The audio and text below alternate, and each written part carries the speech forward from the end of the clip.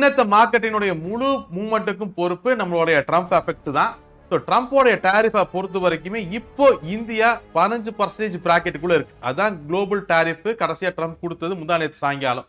ஆனா இது 18% மாறுமா மாறாதா அப்படிங்கிற ஒரு கேள்விக்குள்ள நம்ம வந்தோம் அப்படின்னு சொன்னா, ட்ரம்பை பொறுத்த வரைக்குமே இந்தியா இந்த டேரிஃப் டீல்ல சைன் பண்ணும் அப்படிங்கிறத தெளிவா சொல்லியிருக்காரு. நாங்க டேரிஃப் பே பண்ண போறதில்ல, இந்தியா டேரிஃப் பே பண்ணும் அப்படிங்கிற மாதிரி டயலாக் எல்லாம் பேசியிருக்காரு.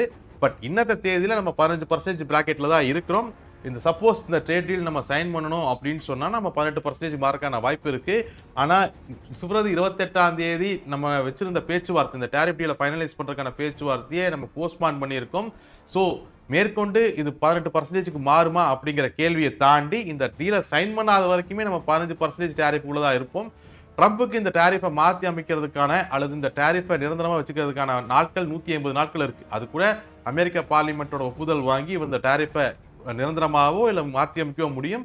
இது பொதுவாக இருக்கக்கூடிய விஷயம். பட் இந்தியாவை பொறுத்த வரைக்கும் நம்ம பர்டிகுலராக நம்ம பார்த்தோம்னா இந்த டேரிஃப் டீலை நம்ம சைன் பண்ணுவோமா மாட்டோமா, அடுத்து நம்ம சைன் பண்ணினா ட்ரம்போட நடவடிக்கை எந்த மாதிரி இருக்கும், நம்ம சைன் பண்ணோம்னா நம்ம 18% மாறுவோமா, இந்த கேள்விக்கான பதில் வரக்கூடிய நாட்கள் இருக்கு. இது போக இந்தியன் மார்க்கெட்ஸ்ல அதிகமாக பேசப்பட்ட டாபிக் வந்து இந்த ஐடிஎஃப்சி பேங்க்ல நடந்த அந்த ஃப்ராடு தான். பட் இது ஹரியானா கவர்மெண்ட் அக்கௌண்ட்ஸ்லயும் ஐடிஎஃப்சியோடைய அந்த சண்டிகர் பிரான்ச்சுக்கு 2 வருத ஒரு விஷயம் தான். அமௌண்ட் சிறுசு தான். பட் ஒரு கவர்மெண்ட் அக்கௌண்ட், அதுவும் நிறைய பேர் ஆடிட் பண்ணக்கூடிய அக்கௌண்ட், இதை தாண்டி இங்க ஃப்ராட் நடந்திருக்கு அப்படிங்கிற அந்த பதட்டம் தான், அந்த இன்டர்னல் கண்ட்ரோல் ரிஸ்க் தான் இந்த ஸ்டாக் இவ்வளவு பெரிய ஃபால் ஆகிறதுக்கான முக்கியமான காரணமா இருந்துச்சு.